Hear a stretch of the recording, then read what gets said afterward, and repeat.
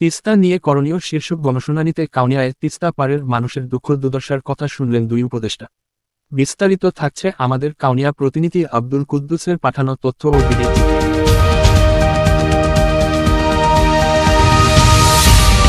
তিস্তা নিয়ে করণীয় শীর্ষক গণশুনানি রোববার বিকেলে কাউনিয়ার তিস্তা সেতু পাড়ে অনুষ্ঠিত হয়। এ গণশুনানিতে তিস্তা পাড়ের মানুষ তাদের দুঃখ দুর্দশার কথা দুই উপদেষ্টাগণকে জানিয়েছেন। এতে অতিথি হিসেবে উপস্থিত ছিলেন পানি সম্পদ, পরিবেশ, বন ও জলবায়ু পরিবর্তন মন্ত্রণালয়ের উপদেষ্টা সৈয়দা রিজওয়ানা হাসান এবং যুব ও ক্রীড়া মন্ত্রণালয়ের উপদেষ্টা আসিফ মাহমুদ সজীব ভুঁইয়া। এ সময় যুব ও ক্রীড়া মন্ত্রণালয়ের উপদেষ্টা আসিফ মাহমুদ সজীব ভুঁইয়া বলেন, তিস্তায় যে দীর্ঘ চর জেগে উঠেছে এবং চরে যে মানুষ বসবাস করে সেখানে শিক্ষার হার অত্যন্ত কম, কারণ সেই জায়গাগুলোতে কোনো স্কুল নেই, শিক্ষা প্রতিষ্ঠান নেই। স্থানীয় সরকার পল্লী উন্নয়ন ও সমবায় মন্ত্রণালয় তিস্তার চরে জনসংখ্যা অনুপাতে শিক্ষা প্রতিষ্ঠান নির্মাণের ব্যবস্থা করবে।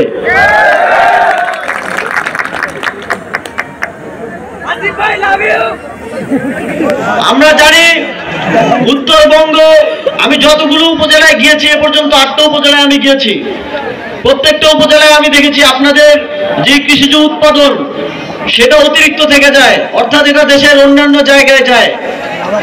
কিন্তু দুঃখজনক ভাবে হলো সত্যি অবকাঠামোগত স্বল্পতার কারণে আপনারা সঠিক দাম পান না।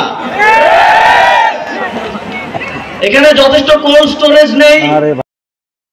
শুষ্ক মৌসুমে ভারত পানি আটকিয়ে তিস্তা মরুভূমিতে রূপান্তর করে। নদী হওয়ার কথার আশীর্বাদ, সে তিস্তা নদী হয়েছে আমাদের অভিশাপ।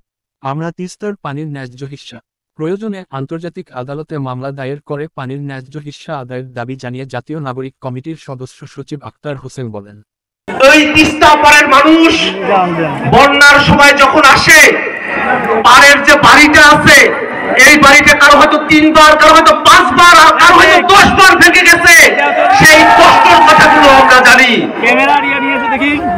আমরা জানি যখন শুকনো মৌসুম, তখন ভারত যখন আমাদের পানি আটকে দেয়, এই তিস্তা, রবীন্দ্রনাথ বলেছিল যে বৈশাখ মাসে হাঁটু জল থাকে। আপনার তিস্তায় কিছু জায়গায় গিয়ে দেখেন সেখানে হাঁটু জলও নাই, সেখানে মরুভূমি তৈরি হয়েছে। অতএব আজকে অন্তর্বর্তীকালীন সরকারের মাননীয় উপদেষ্টারা এখানে উপস্থিত হয়েছেন, তাদের কাছে নীলফামারী, লালমনিরহাট, রংপুর, কুড়িগ্রাম এবং গাইবান্ধার মানুষেরা, তিস্তা পাড়ের মানুষেরা আমরা আশা দেখেছি। আমরা চাইব শুধুমাত্র আশা নয়, 2025 সালের ডিসেম্বরের মধ্যেই তিস্তা সমস্যা সমাধানে কার্যকর পদক্ষেপ গ্রহণ করতে হবে।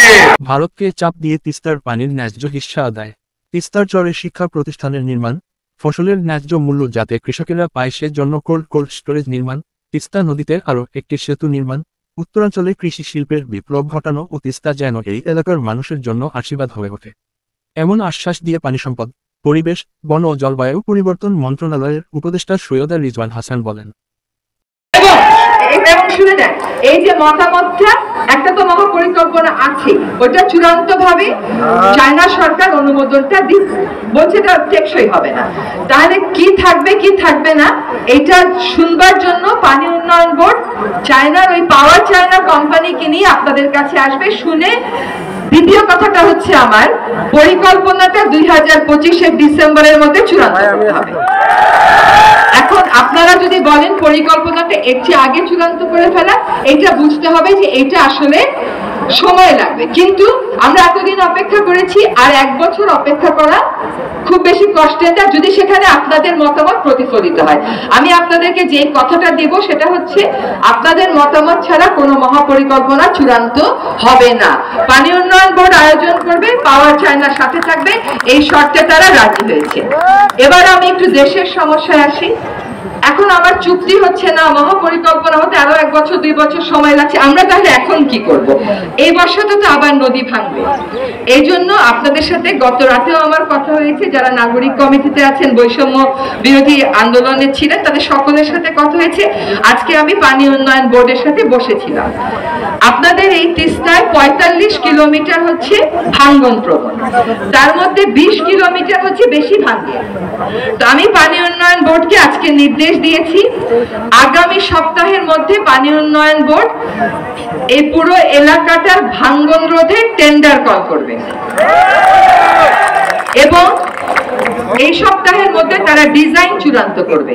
শোনেন, সরকারের টাকাটা আমার পকেটে থাকে না, এটা আমার একটা ডিজাইন করতে হয়, একটা পরিকল্পনা করতে হয়, করে পরিকল্পনা মন্ত্রণালয়, সেটা অনেক লম্বা সময়।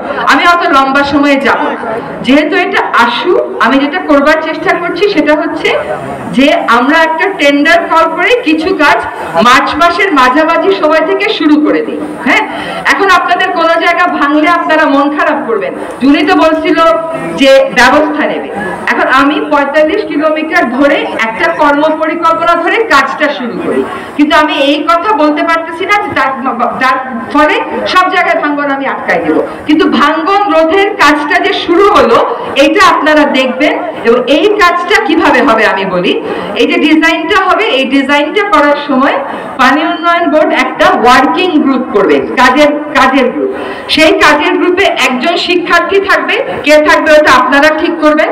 5টা জেলায় ভাঙে, কাজে আপনারা ঠিক করবেন 5টা জেলা থেকে কারা থাকবে।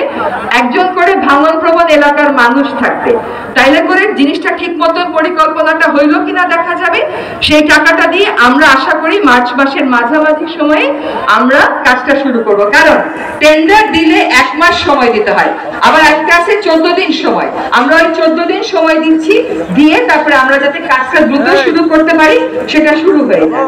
এই যে একটা জবাবদিহিতার জায়গা তৈরি হলো, যে পানি উন্নয়ন বোর্ডের ডিজাইনে আপনারা থাকবেন, পরিকল্পনা বাস্তবায়নে আপনারা থাকবেন, এবং ইমার্জেন্সি সাপোর্ট আমি এখন থেকেই বলে যাচ্ছি, জিও ব্যাগ, স্যান্ড ব্লক, যেটুকু আমাদের সামর্থ্য কুলায় এনে রাখবে।